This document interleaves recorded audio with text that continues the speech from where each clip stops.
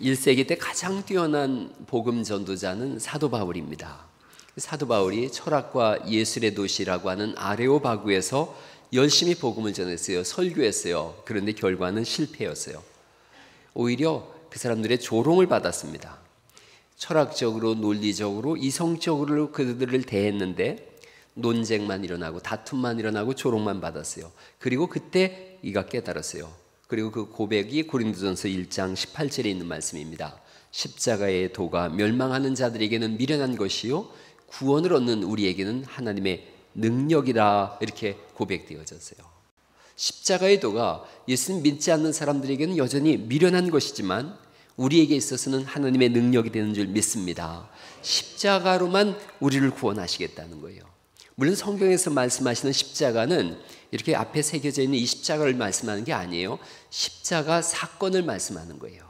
예수님의 십자가 그러면 예수님의 십자가 사건이에요.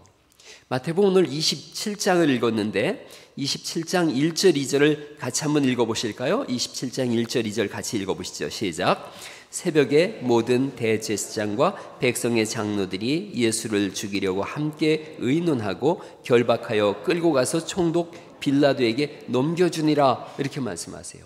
예수를 잡아서 로마 총독에게 넘겨줍니다. 그리고 27장 35절 말씀, 오늘 우리가 읽은 말씀인데 35절 말씀 같이 한번 읽어볼까요? 27장 35절 말씀 시작.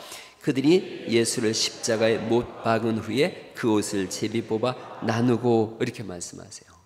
사람을 가장 잔인하게 죽이기 위해서 고안된 처형 방식이 십자가형이었어요.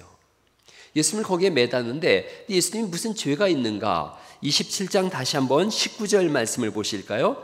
27장 19절 말씀 읽어보시죠. 또 읽어보시죠. 시작. 총독이 재판석에 앉았을 때에 그의 아내가 사람을 보내어 이르되 저 옳은 사람에게 아무 상관도 하지 마옵소서. 오늘 꿈에 그가 그 사람을 인하여 애를 많이 태워나이다 하더라. 옳은 사람이다, 이렇게 표현하고 있어요. 24절에도 24절 말씀 제가 한번 읽어볼게요. 24절 말씀인데 빌라도가 아무 성과도 없이 도리어 밀란이 나려는 것을 보고 물을 가져다가 무리 앞에서 손을 씻으며 이르되 이 사람의 피에 대하여 나는 무죄하니 너희가 당하라, 이렇게 빌라도도 표현을 하고 있어요. 이 사람도 예수님이 죄가 없는 걸 알고 있어요. 이 똑같은 대조되는 말씀이 누가복음 23장 14절에 있는 말씀인데 이 사람에게서 죄를 찾지 못했다, 이렇게 표현하고 있어요. 그러니까 성경이 우리에게 들려주신 예수님은 의로우신 분이세요. 죄가 없으신 분이세요. 그런데 그 예수님이 십자가를 지세요. 왜 십자가를 지는가 하는 겁니다. 위대한 교환, 전가의 법칙에 대한 말씀을 제가 오래전에 드린 말씀이 있어요. 위대한 교환. 로마서 3장 23절 말씀이에요. 모든 사람이 죄를 범하였음에 하나님의 영광에 이르지 못하였더니, 이렇게 표현하고 있어요. 그러니까 모든 사람이 범죄자였다는 거죠. 하나님 앞에서 죄를 범했다는 거예요. 그런 것은 하나님 앞에서의 죄는 이런 거예요. 하나님으로 인정하지 않는 것, 그게 죄예요. 그러니까 죄는 하나님을 부인하는 거예요. 우리를 지으신 하나님을 외면하고 부인하는 거예요. 최근에 자살한 분이 그런 고백을 썼어요. 왜 죽었는가에 나를 사람들이 투명인간 취급했다. 직장에 갔는데 다 자기를 투명인간 취급했다는 거예요. 근데 오늘날 사람들이 하나님을 없다고 주장해요. 심지어는 교회 안에서조차도 예배한다고 모였는데 하나님을 투명 하나님 취급을 해요. 하나님 앞에 예배한다고 하면서 하나님 없는 예배를 드려요. 인간 중심의 찬송, 인간 중심의 기도, 인간을 기쁘게 하는 그런 설교. 그럼 말로만 하나님을 찾는 거예요. 누군가가 저와 대화하자 그래서 만났더니 저랑 대화한다고 앉아가지고 휴대폰을 보면서 휴대폰으로 만화를 보거나 검색을 하면서 낄낄거리고 있다면 저를 모욕하는 거죠. 동일하게 하나님이 예배 때 모욕을 당하시더라는 거예요. 이사야서 1장 4절에 있는 말씀인데 슬프다 범죄한 나라요 허물진 백성이요 행악의 종자요 행위가 부패한 자식이로다. 그들이 여호와를 버리며 이스라엘의 거룩하신 일을 만홀히 여겨 멀리하고 물러갔도다, 이렇게 표현하고 있어요. 만홀이라는 말이 좀 어려운 표현인데 무시하다, 소홀히 여기다, 이런 뜻이에요. 그러니까 하나님을 무시하는 거예요. 하나님을 소홀히 여기는 거예요. 여러분, 오늘날 하나님보다 더 귀한 것들이 많더라고요, 사람들이. 얼마 전에 그 이모, 자기를 키워준 분을 죽인 사건이 나왔어요. 게임하는 게임기를 뺏었다고 잔인하게 살인했어요. 그 게임기를 빼앗거나 휴대폰을 빼앗으면 살인도 마다하지 않는 시대예요. 하나님과 대화하는 대신에 사람들이 기계와 대화해요. 기계와 소통하고 있어요. 이번에 작년 12월 달인가요? 그거 나왔어요. 챗 GPT. 인공지능 대화 시스템이에요. 챗 GPT. 이게 이제 그런 표현을 하고 있어요. 책도 쓰고 영상도 만들어요. 논문도 써요. 연설문도 만들고요. 기도문도 씁니다. 심지어는 성경 본문을 넣고 제가 늘 쓰던 단어를 집어넣으면 제가 설교 쓴 것하고 똑같이 설교를 써요. 인공지능이에요. 제가 이 챗 GPT가 어떤 일을 하는지를 한번 챗 GPT에 가입을 해서 한번 찾아봤어요. 사람의 마음을 정확히 갈파하고 듣고 싶은 이야기를 들려줍니다. 그래서 이 챗 GPT한테 제가 제 이름을 넣었어요. 갈릴리 교회 송홍준 목사는 어떤 사람인가 물어봤어요. 그랬더니 이제 인터넷에 제 설교가 많이 올라가 있고 제가 쓴 글들이 많이 있으니까 저에 대한 기본 자료가 있더라고요. 그걸 가지고 제가 듣고 싶은 얘기만 썼더라고요. 이 챗 GPT가 쓴 거 그대로 이렇게 썼어요. 송홍준 목사는 익산 갈릴리교회 목사이며 현재까지 많은 분들에게 많은 가르침을 전해주고 계시고 많은 분들의 삶에 큰 영향을 끼쳐왔습니다. 종교적인 지식뿐만 아니라 인간적이며 따뜻한 강론으로 강렬한 영향력을 가지고 있습니다. 또한 그의 참된 사명은 사람들을 위해 선교하는 것이며 말씀과 예배를 통해 사람들에게 희망과 위안을 전하는 목사입니다. 믿으시면 아멘. 제가 듣고 싶은 얘기를 골라서 해주더라고요. 그리고 거기에 빠져드는 거예요. 제가 이번 부산 집회하고 왔는데 부산 사람들이 냉정한 줄 알았거든요. 두주했어요. 두주하고 오는데 막 붙잡고 울어요. 저를 보고 울었어요. 그리고 제가 이렇게 가서 열심히 웃기고 왔는데 웃다 울다 그러더니 뭐 은혜 너무 많이 받았다고 우리 집 주소 알려달라 그러고 안 알려줬더니 인터넷을 검색해가지고 미역도 보내오고 또 그거 무슨 어묵이요? 고래사 어묵도 보내오고 6층 올라오시면 제가 나눠드릴게요. 여러분, 듣고 싶은 얘기를 들려주는 거더라고요. 제가 신학교 가서 이렇게 수업했는데 어제 금요일 날 수업했어요. 학생들이 그러는 거예요. 교수님은 목소리만 들어도 위로가 됩니다. 그러는 거예요. 그러면서 한 분이 그랬어요. 따뜻한 감성 목소리래요. 그게 뭔지 모르겠지만 따뜻한 감성 목소리. 그래서 집에 가서 집에 있는 바지 씨한테 해주라 그랬어요. 그러면서 제가 이 훈련도 시켜줬어요. 오빠야는 따뜻한 감성 목소리다. 그랬더니 학생들이 따로 하더라고요. 한번 여자분들만 한번 해보세요. 이 액센트가 제일 중요해요. 제가 부산 가서 배운 액센트예요. 오빠야는 감성 목소리다. 시작. 착하기도 해란다고 또 해요. 얼마나 제가 기분이 좋았는지 몰라요. 머리가 이렇게 이 미용사 아저씨가 잘못해가지고 갈색 머리를 들여놨더니 또 갈색 머리 들였다고 또 막 10년 젊어졌다고 그러는 거예요. 제가 다음 주에는 부활주일 특별 세레모니로 노란 머리를 들이고 올까 생각이 들어요. 그러니까 챗 GPT만 찾는 거예요. 사람들이 자꾸 듣고 좋은 말만 해주니까. 여러분, 방 안에서 안 나가는 사람이 일본에서만 146만 명이랍니다. 서울에서만 13만 명이 집 밖을 안 나간다 그래요. 뭐 하고 있나? 여기서 이거 하고 있는 거예요. 그러니까 이게 등장한 지 2달 만에 1억 명을 돌파했어요. 챗 GPT에 가입한 사람이. 지금 10대의 이 젊은 친구들은 이제 사람들하고 대화하지 않겠대요. 기계와 대화하겠다는 거예요. 더불어 하나님과의 대화, 또 인간과의 대화는 다 끊어졌어요. 하나님 없이도 살 수 있을 것 같고 자기들이 하나님이 된 것처럼 생각해요. 생명의 근원이신 하나님을 떠났어요. 생명 없는 기계와 대화하면서 위로를 받고, 그리고 죄에 대해서도 자기 나름대로의 방식으로 생각해요. 죄가 아예 없다고 주장하거나 내 힘으로 죄를 해결할 수 있다고 생각해요. 죄를 해결하려고 하는 인간의 노력이 있어요. 인간적인 방법이 있어요. 율법이나 종교나 도덕이나 윤리나 선행을 통해서 내가 죄를 해결할 수 있다고 생각해요. 하나님 말고 내 노력으로 내 죄를 해결할 수 있다. 또는 다른 방식도 택해요. 죄를 떨쳐버리려고 마약을 하기도 하고 술을 찾기도 하고 쾌락을 추구하기도 합니다. 성경에 나와 있는 구약의 죄를 해결하는 구약의 방법이 있어요. 율법적 방법이에요. 레위기 1장에 나와 있는데 번제물의 머리에다가 이렇게 안수하는 거예요. 안수하면 내 죄가 그쪽으로 건너갔다는 뜻이거든요. 그렇게 건너간 죄를 안수받은 그 양이나 비둘기를 어떻게 하느냐 하면 껍질을 벗깁니다. 살을 다 저맵니다. 각을 뜬다 그러는 거예요. 그리고 전부 다 단 위에 놓고 불을 태워요.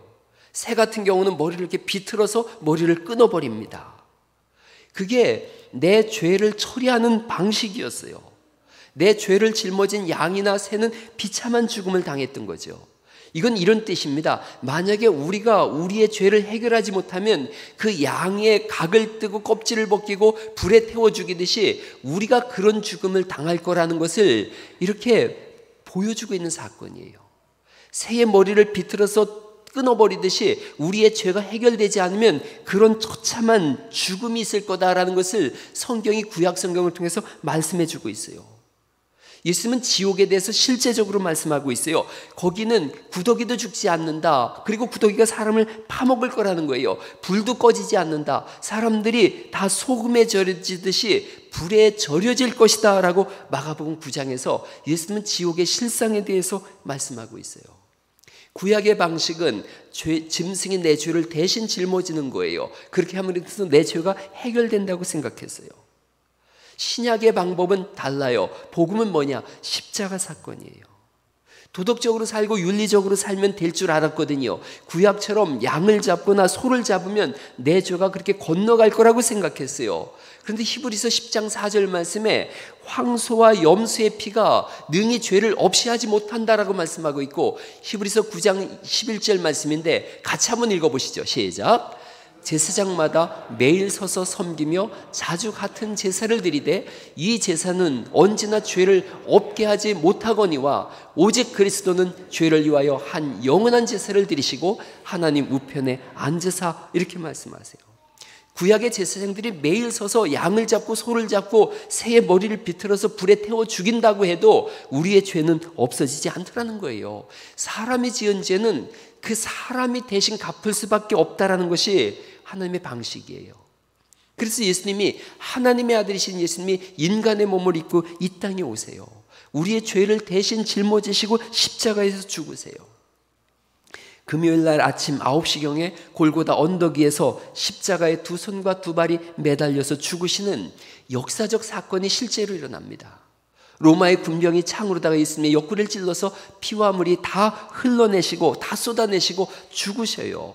그래서 내 죄가 예수님에게로 건너가게 되어지고 사람으로 오신 하나님께서 내 죄를 짊어지심으로 인해서 예수님을 믿는 사람마다 죄 없다라고 성경은 선포하는 줄 믿으시기 바랍니다.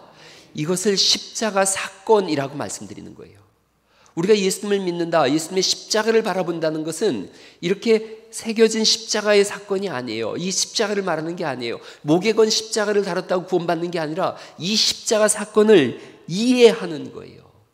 하나님의 아들이 내 죄를 대신하여 죽으신 그 십자가 사건을 이해하는 거예요. 내 죄가 그쪽으로 건너간, 그래서 이것을 위대한 교환이라 그래요. 내 죄가 예수님께로 건너가고 예수님이 가지신 그 의가 내게로 건너왔다. 그렇게 교환되어졌다. 그래서 위대한 교환이라는 표현을 쓰고, 내 죄값이 예수님에게로 건너갔다. 그래서 이것을 전가, 옮길 전자의 갑가자예요. 내 죄값이 옮겨졌다. 그래서 전가의 법칙이라고 성경은 말씀하세요. 이사야서 53장 6절 말씀에 이 위대한 교환과 전가의 법칙에 대해서 이렇게 말씀하고 있습니다. 같이 한번 이사야서 53장 6절을 읽어보시죠. 시작. 우리는 다 양 같아서 그릇 행하여 각기 제 길로 갔거늘 여호와께서는 우리 모두의 죄악을 그에게 담당시키셨다라고 말씀하고 있고, 그렇기 때문에 인해서 우리에게 일어난 사건이 53장 5절에 있는 말씀입니다. 또 읽어보시죠. 시작. 그가 찔림은 우리의 허물 때문이요 그가 상함은 우리의 죄악 때문이라. 그가 징계를 받음으로 우리는 평화를 누리고 그가 채찍에 맞음으로 우리는 나음을 받았도다라고 전가된 사건, 위대한 교환에 대해서 말씀하고 있고, 이 사건을 베드로전서 2장 24절에서 이렇게 말씀하고 있습니다. 친히 나무에 달려 그 몸으로 우리 죄를 담당하셨으니 이는 우리로 죄에 대하여 죽고 의에 대하여 살게 하려 하심이라. 그가 채찍에 맞음으로 너희는 나음을 얻었나니. 25절 말씀 읽어보시죠. 시작. 너희가 전에는 양과 같이 길을 잃었더니 이제는 너희 영혼의 목자와 감독 되신 이에게 돌아왔노니라 라고 말씀하심을 인해서 예수님의 십자가 사건을 통하여 우리가 영 죽을 수밖에 없는 죄인에서 하나님 자녀가 되어지고 지옥은 떠나가고 천국이 우리에게 돌아오는 위대한 교환, 전가의 법칙이 일어났음을 믿으시기 바랍니다. 이걸 십자가 사건이라 그래요. 그러면 이 말씀을 읽으면서 결단이 일어나야 되는데, 첫째, 믿지 않는 분들이 있어요. 믿지 않는 분들. 예수님을 믿지 않는 분들에게 성경은 우리에게 말씀하는 거예요. 예수님을 믿으라 이거예요. 예수님을 믿으라. 오늘 목사가 여기서 설교하는 내용은 이런 거예요. 예수님을 믿으세요 하는 거예요. 예수님을 믿으세요. 예수님을 통해서 일어난 사건이 27장 51절 말씀을 보시겠습니까? 마태복음 27장 51절 말씀 같이 한번 읽어보실까요? 마태복음 27장 51절 시작. 이에 성소휘장이 위로부터 아래까지 찢어져 둘이 되고 땅이 진동하며 바위가 터지고 이렇게 말씀하고 있어요. 예수님 십자가에 죽으셨을 때 성소휘장이 찢어졌다 이렇게 말씀하세요. 성소휘장에는 그림이 그려져 있는데 천사와 두루도는 불칼이 수놓아져 있어요. 저건 창세기 3장에 생명나무로 가는 길을 천사와 두루도는 화영검으로 막았다라는 것을 표현하고 있어요. 성막에는 성소가 있고 지성소가 있는데, 지성소는 하나님의 임재가 있는 곳이에요. 성소와 지성소 사이에 저 휘장이 놓여져 있었거든요. 그래서 누구든지 지성소로 들어갈 수 있는 길이 막혔어요. 생명나무로 가는 길이 막혔어요. 달리 말씀드리면 하나님께 나아가는 길이 막혔다는 거예요. 예수님 십자가에 죽으심으로 인해서 휘장이 찢어졌다는 것은 하나님께로 가는 길이 열린 줄 믿으시기 바랍니다. 지성소가 열린 거예요. 천국이 열린 거예요. 영생의 문이 열린 거예요. 하나님께 나아가는 문이 열린 거예요. 그러자 일어난 사건이 27장 52절 말씀 또 보시겠어요? 27장 52절에는 신기한 말씀이 있습니다. 52절 53절 읽어보시죠. 시작. 무덤들이 열리며 자던 성도의 몸이 많이 일어나되 예수의 부활 후에 그들이 무덤에서 나와서 거룩한 성에 들어가 많은 사람들에게 보이니라. 이 말씀이 어떤 의미인지는 오늘날도 잘 몰라요. 아무도 몰라요. 그런데 예수님이 죽으셨을 때 무덤이 열리면서 거기서 성도의 몸이 일어났다라고 성경이 말씀하고 있어요. 죽음에서 생명으로 옮겨진 사건이라는 거예요. 예수님 믿을 때 우리한테 일어나는 사건이 뭔가? 죽음에서 생명으로 옮겨지는 사건이에요. 그래서 예수님 믿으라는 결단이 일어나야 돼요. 제가 오늘 그런 말씀을 쭉 드렸어요. 십자가 사건을 말씀을 드렸어요. 예수님을 믿는다는 건 이런 거예요. 나는 십자가 사건을 이해했습니다. 십자가 사건을 제가 말씀드렸잖아요. 이해했습니다. 이제 예수님을 믿는 믿음으로 평생을 살겠습니다 라고 고백하는 거예요. 여러분, 제가 조금 전에 십자가 사건을 말씀드렸는데 혹시 이해가 되셨나요? 이해가 됐다면 이제 다시 한번 그 말씀을 다시 띄워보세요. 같이 한번 저랑 읽어보시죠. 시작. 나는 십자가 사건을 이해했습니다. 이제 예수님을 믿는 믿음으로 평생을 살겠습니다. 십자가 사건은 위대한 교환이라는 말씀을 드렸어요. 전가의 법칙이라고 말씀드렸어요. 그 십자가 사건을 내가 이해했어요. 그러자 마음으로 내가 그 예수님을 믿어야 되겠구나. 나를 위하여 대신 죽으신 예수님을 내가 영접하고 믿어야 되겠구나라는 믿음이 우리 속에 생겨요. 마음으로 믿어. 그래서 의에 이르게 되어지고 입으로 이제 고백하는 거예요. 예수님을 믿는 믿음으로 살겠습니다라고 고백해요. 그럴 때 구원이 일어나요. 그 십자가 사건이 우리에게 들어오는 순간 능력이 되고 구원이 되어져요. 여러분, 찬송가 287장이 이런 찬송이에요. 예수 앞에 나오면 모든 죄 사하고 주의 품에 안기어 편히 쉬리라. 우리 한번 이 찬송 1절부터 3절까지 후렴은 마지막에 한번 부르고 같이 한번 불러보면 좋겠어요. 찬송가 287장입니다. 예수 앞에 나오면.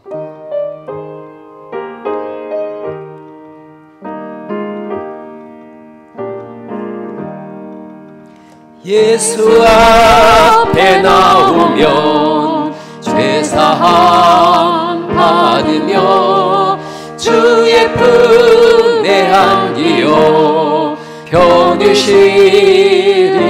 예수 앞에 나와서 은총을 받으며 예수 앞에 나와서 은총을 받으며 마음의 기쁨 넘치어 감사하리라. 예수 앞에 설 때에 예수 앞에 설 때에 흰옷을 입으며 밝고 빛난 내 집에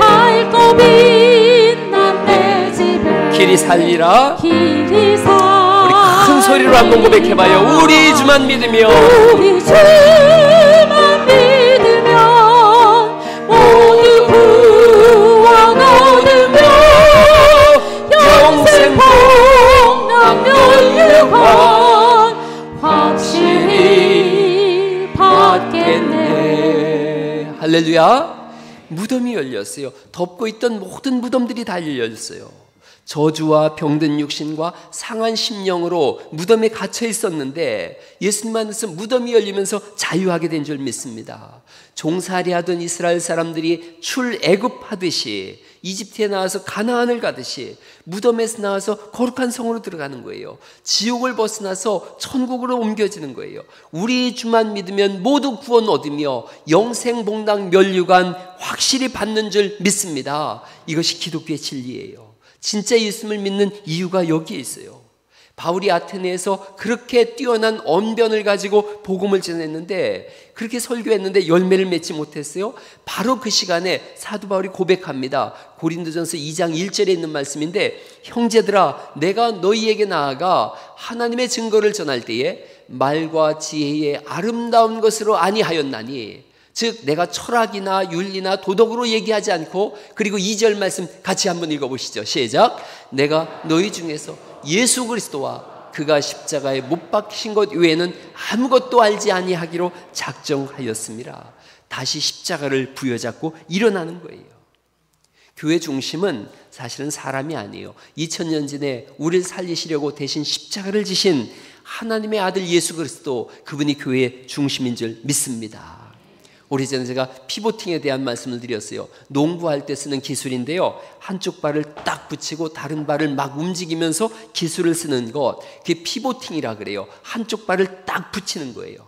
제가 배드민턴 동아리에 들어가지고 조준희 집사님한테 배드민턴 좀 배웠는데요, 한쪽 발이 양쪽 발이 떨어지면, 불균형하면 이게 힘이 안 들어간대요. 그래서 한쪽 발을 딱 고정하고서 탁 치니까 공이 멀리 날아가더라고요.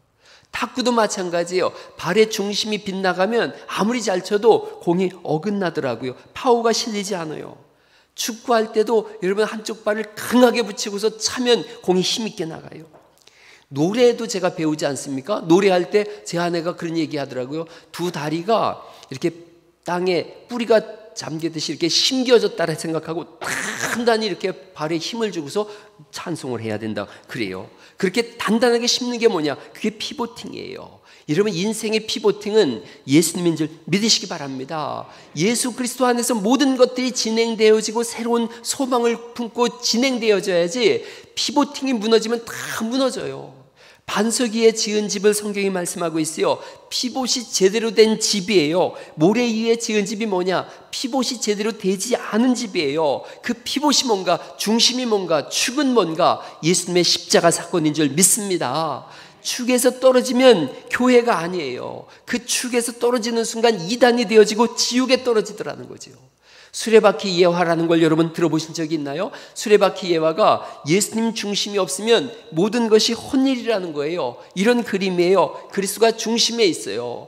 예배도 섬김도 말씀도 교제도 기도도 증거도, 이 모든 것들의 중심에 예수님이 없다면, 거기 사람이 있다면 그 이단이에요. 여러분, 저 그리스도라는 저 자리에 만약에 송웅준이라는 이름이 써 있다고 생각해 보세요. 그럼 제가 교주가 되는 거예요. 이단이 되는 거예요. 오늘날 수많은 이단들이 저기에 정명석이라고 써놓고, 그리고 이만이라고 써놓고 문선명이라고 써놓고 자기에게 예배하라 그러고 자기를 통해서 기도를 받는다 그러고, 그게 이단이거든요. 그런데 정통은 그 가운데 언제나 그리스도 예수님이 피보팅 되어져서, 축이 되어져서 예수님 중심의 삶이 펼쳐지는 줄 믿으시기 바랍니다. 그 예수님이 중심이 될 때 무덤 문이 열리는 거예요. 예수님이 중심이 될 때 삶의 새로운 소망이 열리고 미래를 열어갈 수 있는 능력이 우리 속에서 자생하는 줄 믿으시기 바랍니다. 온 세상이 멸망으로 치닫을 때에 하나님께서 인생을 구원할 한 가지 가장 유일한 구원의 수를 제시하셨는데 그게 십자가 사건이에요. 아레오바구에서 고린도에서 전도가 안 됐어요. 바울이 두려웠어요. 떨렸어요. 왜 전도가 안 될까? 낭망했어요. 그러다가 그가 꺼내든 신의 한 수가 있었는데 십자가 사건이었어요. 십자가 사건 이후로 모든 것이 변해요. 그래서 예수님 믿으라는 거예요. 예수님 믿고 새로운 인생을 열어가라는 거예요. 마음을 열어주는 101가지 이야기라는 책이 있어요. 오래전에 나왔는데 지금도 여전히 팔리는 스테디셀러예요. 주님을 모시고 행복하게 살아가는 한 부부가 휴일 아침에 조금 늦게 일어났어요. 함께 찬양하고 기도하고 그러다가 가정이 너무 감사한 하나님의 주신 작은 천국이란 느낌이 왔어요. 그래서 이 부부가 커피숍에 가가지고 차를 한 잔 마시다가 너무 고마운 거예요. 아내가 남편한테 이렇게 얘기를 해요. 하나님께서 우리 가정을 작은 천국으로 주신 것에 너무 감사한데 이 천국의 비밀을 다른 사람에게도 좀 나누면 좋겠다고. 그래서 남편이 좋아 그래. 오늘 누군가에게 이 기쁨을 같이 좀 나누자. 그러다가 이렇게 부부가 보니까 한쪽 저쪽 편에 한 여자분이 앉아 있어요. 저분에게 나눠드리자. 그러고는 웨이터에게 가서 계산을 하면서 저쪽 분의 음식값까지 제가 계산할게요. 그리고 아무에게도 저분에게 우리가 냈다고 얘기하지 마시고 메모 하나 전해주세요 라고 하면서 그 메모에 그렇게 썼어요. 하나님이 당신을 축복하시기를. 인쇄카드를 보냈어요. 카운트엔 비밀 내라 그랬어요. 여자분이 식사를 다 했어요. 그리고 그 카운터에서 주는 종이를 받고서 깜짝 놀랐다가 그리고 노트를 하나 꺼내더니 거기다 메모를 하고 손수건으로 눈물을 닦아요. 그리고 나갔어요. 부부가 식사를 다 하니까 웨이터가 그 쪽지를 갖다 줬어요. 거기 그렇게 써 있었어요. 누군지 모르지만 하나님의 천사에게 라고 하면서 인사를 남기면서 저는 교회를 꽤 오래 다녔지만 요즘은 하나님도 천국도 없다는 결론을 내렸습니다. 저는 우울증으로 고생하다 남편에게 버림받은 후 사랑이 없는 세상을 떠나기로 결심한 여자입니다. 사실 오늘 마지막 근사한 식사를 하고 이 세상을 떠나기로 오늘 마음 먹었는데 여기서 다시 하나님을 만났습니다. 그리고 천국의 소망을 바라보고 다시 살기로 마음 먹었습니다. 당신은 천국에서 보낸 천사입니다. 감사합니다. 교회로 하나님의 품으로 다시 돌아가겠습니다. 우리가 예수님이 우리 안에서 위대한 교환을 이루셨어요. 그 위대한 교환을 받아들이고 다른 사람에게 우리가 이 위대한 교환을 나눴더니 그쪽에서도 동일하게 생명의 역사가 일어나더라는 거예요. 오늘 예수님 믿다가 혹시 신앙이 흔들린 분 계신가요? 아니면 인생이 너무 폭폭하고 너무 어려워서 우울감 속에 혹시라도 다른 잘못된 생각을 하는 분이 계신가요? 예수님을 축으로 삼으면 다시 일어날 수 있음을 믿으시기 바랍니다. 십자가에서 위대한 교환이 일어나는 거예요. 이사야서 61장 3절에 그런 말씀이 있어요. 무릇 시온에서 슬퍼하는 자에게 화관을 주어 그 죄를 대신하며 기쁨의 기름으로 그 슬픔을 대신하며 찬송의 옷으로 그 근심을 대신하고 그들이 의의 나무 곧 여호와께서 심으신 그 영광을 나타낼지라 일컬음을 받게 하려 하심이라 말씀하고 있어요. 슬퍼하는 자에게 머리에 화관을 꽃을 관으로 삼아 주시겠다는 거예요. 찬송으로 근심을 대신하게 하시겠다고 말씀하시고 의의 나무가 되어져서 주의 영광을 선포하는 새로운 사람의 삶으로 바꿔가게 하시는 줄 믿으시기 바랍니다. 예수님 믿지 않는 분들이 계신다면 오늘 결단하세요. 내가 예수님 믿고 새로운 인생 십자가 사건을 축으로 삼고 새롭게 살아가리라.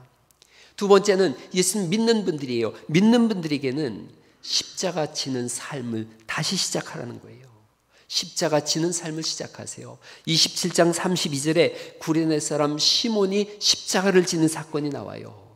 예수님의 십자가를 구레네 사람 시몬이 대신 졌는데 고향으로 돌아와서 이분은 예수님을 믿었다 그래요.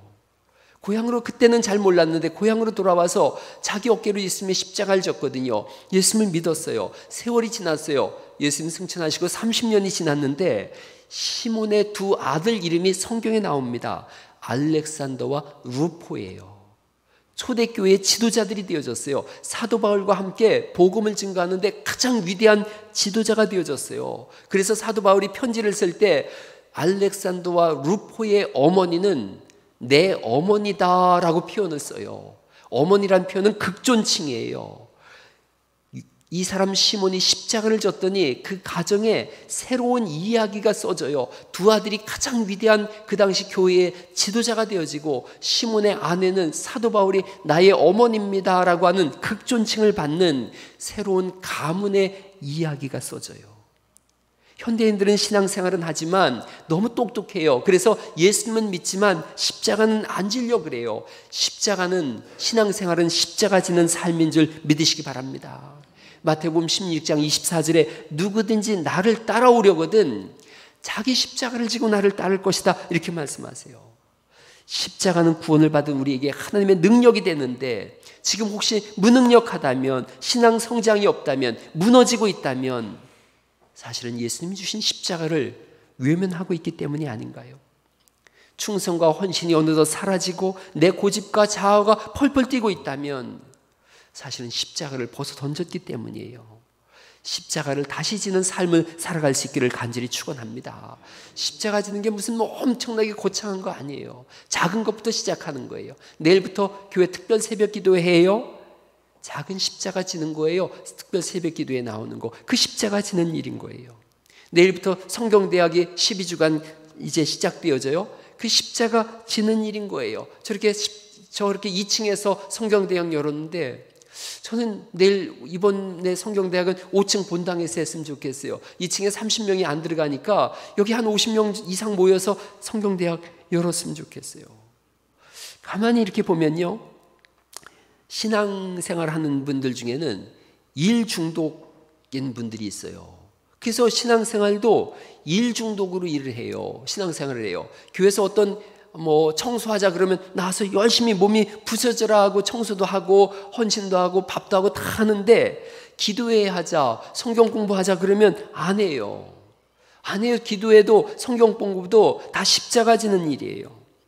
여러분, 동아리 탁구가 식당에서 이루어지지 않습니까? 그래서 탁구 동아리가 탁구를 치는데 부엌에서는 이제 주방 일을 하는 분들이 계세요. 주방 일을 하는 분들이 볼 땐 저 탁구 동아리가 뭐 하는 것 같은 거예요. 놀고 있다고 생각하는 거예요. 아니, 이분들은 지금 탁구 치면서 십자가 지는 사건을 하고 있는 건 거예요. 그 십자가 일이에요. 그러니까 앞으로 탁구 칠 때 마음 편안하게 치는 은혜가 있기를 간절히 축원합니다. 마음 편안하게 치세요. 여러분은 지금 부엌에서 헌신하는 중이고 난 지금 탁구로 십자가 지고 있다 생각하는 거예요. 청년들이 어제 마이산 꼭대기 올라갔어요. 마이산 꼭대기 올라갔는데 우리 교회에 등산을 싫어하는 3대장이 있으니 소빈나, 홍성주, 박진원, 이 3대장이 죽어도 자기들은 산을 안 올라간다 그랬는데 어제 마이산 꼭대기에 다 올라갔어요. 저렇게 싹 다 올라갔어요. 이 올라가는 것 같지만 저 십자가 지는 사건인 거예요. 이런 교회에서 하는 모든 사역은 다 십자가 지는 사건인 줄 믿으시기 바랍니다. 두 가지 성경은 크게 주님이 우리에게 두 가지 말씀하세요. 사명이 있고 계명이 있다는 거예요. 사명은 복음 전파하는 거예요. 땅끝까지 이르러 복음을 증거하라. 계명은 두 가지예요. 하나님 사랑, 이웃 사랑. 성도가 짊어진 십자가가 그런 거예요. 위로는 이렇게는 십자가가 두 개니까요. 위로는 복음을 전파하는, 하나님이 주신 명령대로 복음을 전파하는 거예요. 그리고 옆으로는 하나님 사랑과 이웃 사랑을 감당하는 거예요. 이 두 가지가 십자가 지는 삶이에요. 이거 짊어지면 원수끼리도 손을 잡더라고요. 부서지기 직전인 가정이 회복이 일어나더라고요. 죽음에서 생명으로 나아가더라고요. 모든 길은 예수님의 십자가에서부터 시작되어지고, 십자가를 짊어질 때 무덤의 문이 열리고 회복과 소생의 역사가 있음을 믿으시기 바랍니다. 여러분, 벗어든 십자가 뭔가 생각해 보세요. 하나님 주신 사명이 있고 하나님 주신 계명이 있는데 벗어든 십자가가 뭔지 오늘 다시 생각해 보세요. 그래서 그 십자가를 다시 짊어지세요. 이번에 부산 집회 가서 제가 재직들한테 그런 표현 썼어요. 재직은 교회 기둥들이라고, 기둥들. 근데 기둥을 여기 이렇게 쭉 기둥 세웠는데 어느 날 기둥이 기분 나쁘다고 이쪽에 가 있고, 기둥끼리 우리끼리 좋아하자 그래서 기둥끼리 여기 모여 있으면 그 집은 무너진다고. 기둥은 누가 와서 괴롭혀도 그 자리에 있어야 돼요. 여러분 가만히 보면요, 저도 이쪽 기둥에 어깨 결리면 가서 이렇게 툭툭 쳐가지고 어깨 풀거든요.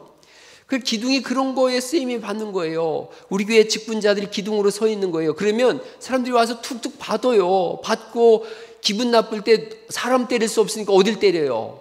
이씨 하면서 기둥을 치지 않아요. 그런 거에 기둥은 맞는 거예요. 그렇다고 기둥이 기분 나쁘다고 야 떠나야 되겠다 아닌 거예요. 기둥은 항상 그 자리에 있는 것인 줄 믿습니다. 십자가 지는 게 그런 건 거예요. 십자가 지는 게. 만약에 여러분이 이렇게 찬양대 서다가 기분 나쁘다고 안 섰다 섰다 안 섰다 그런다 그러면 기둥이 왔다 갔다 하는 거예요. 어떤 분이 뭐 예배 가기 싫다 그러면서 찬양대도 별로 마음에 안 들고 기도도 마음에 안 들고 교인들끼리 사랑도 없다 그러니까 엄마가 찬양은 하나님께 드리는 거고 기도도 하나님께 드리는 거고 결정적으로 네가 인마 담임 목사인데 교회 안 가면 되겠냐 그랬다 그러던데 여러분 제가 기분 나쁘다고 설교 섰다가 다음 주에 기분 나쁘다고 안 섰다 그런다면 그 목사겠어요? 기둥은 언제나 그 자리에 있듯이 십자가는 언제나 우리가 짊어지고 사는 것인 줄 믿습니다. 제가 데니 고키라고 하는 분이 Until You라고 하는 복음성가를 불렀는데요. 아주 저분 노래 잘하더라고요. 거기에 가사 중에 할렐루야, all is new, love came down and changed our story 이런 표현이 있어요. 모든 것이 새롭다. 사랑이 내려와 우리의 이야기를 바꿨어. 사랑이 내려와서 이야기를 바꿨대요. 이 찬양을 듣고서 제가 이렇게 생각했어요. 예수님이 오시는 순간 이야기가 바뀌지 새로운 이야기가 쓰여지지. 우리의 삶이 어떠하든 지금 나이가 몇 살이든 질병이 있어서 고통을 당하든 말든 절망으로 신음하더라도 예수님의 십자가를 중심에 세운다면 새로운 이야기가 쓰여질 줄 믿으시기 바랍니다. 예수님 만나서 이제 막 겉장에 제목이 쓰여지기 시작한 거예요. 그래서 이거 제가 이렇게 바꿔봤어요. 할렐루야, all is new, love came down and changed our story를 할렐루야, all is new, Jesus come down. 예수님이 내려오셨고 and change my story. 내 이야기가 바뀌었다. 예수님 오시면 이야기가 바뀌어요. 새로운 이야기가 써져요. 여러분 예수님의 십자가 안에서 새로운 이야기를 써나갈 수 있기를 간절히 바랍니다. 예수님 주신 십자가를 지고 예수님 따랐더니 모든 이야기가 바뀌었어요. 그래서 제가 이게 영어가 맞는지 잘 모르겠어요. When I took up my cross and followed Jesus, everything changed. 예수님을 십자가를 지고 예수님 따랐더니 모든 이야기가 다 바뀌었다. 오늘부터 새로운 이야기를 써나가는, 그래서 여러분의 이야기가 히스토리가 되는 역사가 있기를 예수님 이름으로 축원합니다.